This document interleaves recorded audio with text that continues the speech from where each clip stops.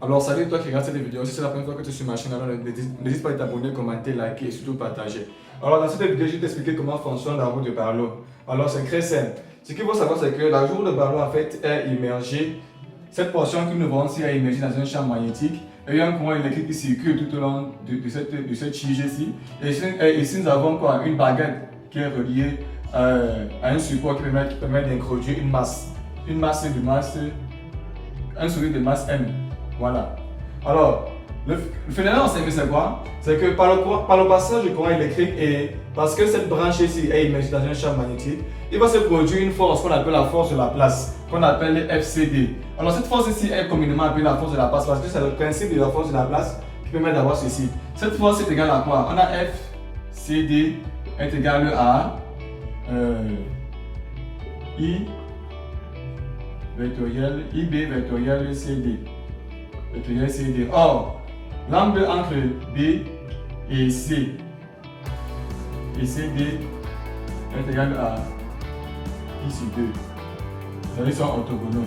Alors, le module de FCD est égal à quoi? À IB CD sinus de l'angle qui entre les deux. Est égal à CD est égal à I, B, L, où L égale à CD. Très bien. Maintenant, ça c'est la force de la place, bien évidemment. On souligne. Maintenant, en deux, on va maintenant déterminer en fait ce champ magnétique ici. Déterminant le champ magnétique.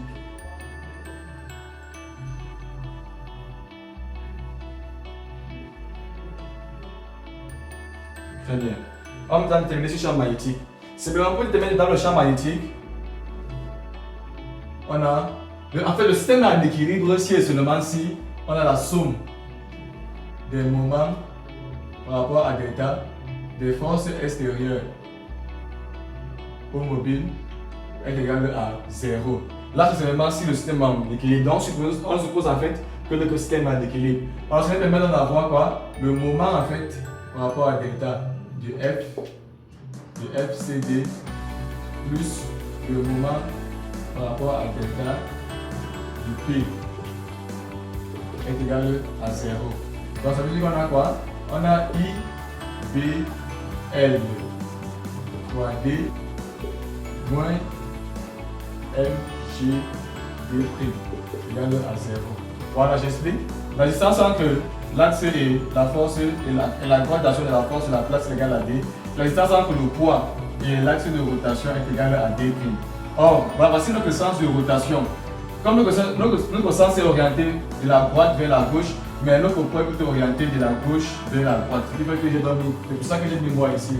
Donc maintenant, c'est B qui nous intéresse en fait. Donc ce qui implique quoi? Que B en fait est égal à MGD. MGD' sur ILD.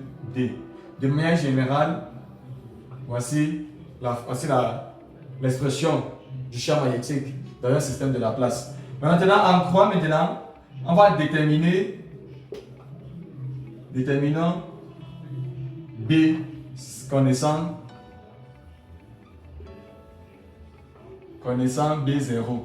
Donc si on a un champ magnétique de base B0, avant de venir déposer dans le système de la place, supposons que dans le milieu, il y avait un champ magnétique B0. Et maintenant, on se doit maintenant déterminer B en fonction de B0. Alors, c'est simple. Qu'est-ce qu'on va faire? De manière générale, la seule chose qui peut varier ici, là, c'est le solide ici. C'est le seul qu'on peut retirer. Donc, on peut retirer par exemple ce solide et remplacer par un autre solide qui a une masse petit M0. Donc, si on a un solide de masse M0, ça veut dire qu'on aura B0 égale à M0 G D' sur I L D. Parce que D ne varie pas, D ne varie pas, I ne varie pas, L non plus ne varie pas. Donc, il n'y a que la masse qu'on peut retirer, qu'on peut substituer par une masse M0. Voilà, ça veut dire que. Et maintenant, prenons ça comme petit 2 et ici là comme petit 1. En évaluant maintenant le rapport petit 1 sur petit 2 sur petit 2, on a donc D sur B0 égale à M sur M0. Ce qui donc implique quoi?